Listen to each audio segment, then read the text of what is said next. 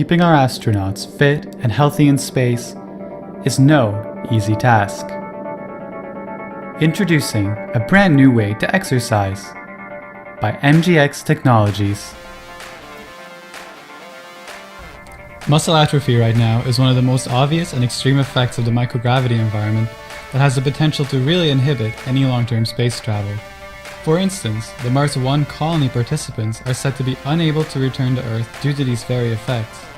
A recent UC Davis study showed that even while using the treadmill for 30 minutes daily on the International Space Station, 7% of muscle mass will be lost over a 6-month stay.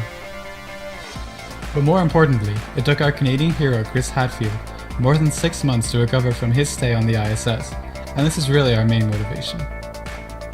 Recent studies have clearly shown that combining electrical muscle stimulation with an isotonic contraction inhibits the muscle ring finger 1 mRNA protein, which is normally overexpressed during muscle atrophy.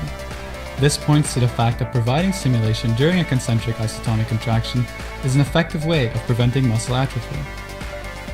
Functional electrical stimulation is a technique currently used in the rehabilitation industry that combines loaded exercise with electrical muscle stimulation. While FES products currently on the market rely on the user to time their movement based on the stimulation provided for rehabilitation purposes, our product actually allows the stimulation to be activated based on the custom movement of the individual user. The project was defined through 4 objectives.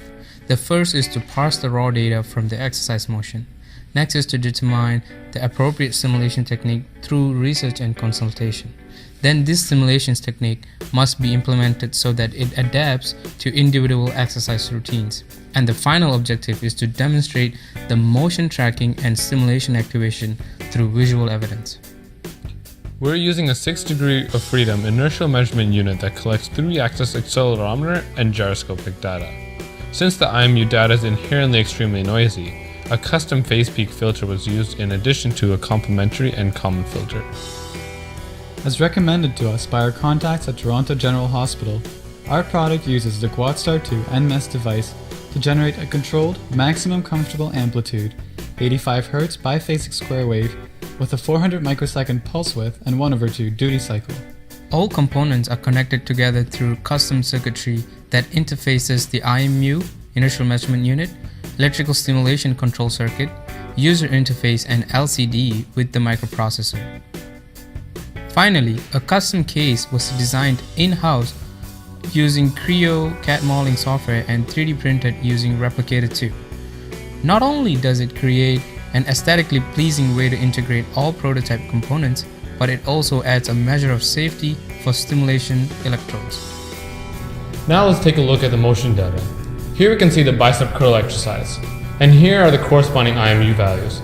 This signal is right after our complementary, common, and custom phase peak filter was applied to the motion data. Notice how the NMES is triggered only during a proper isotonic contraction and adapts to the individual's varying speeds. Preventing muscle atrophy is a very challenging problem that major space agencies like NASA and JAXA are still actively researching today.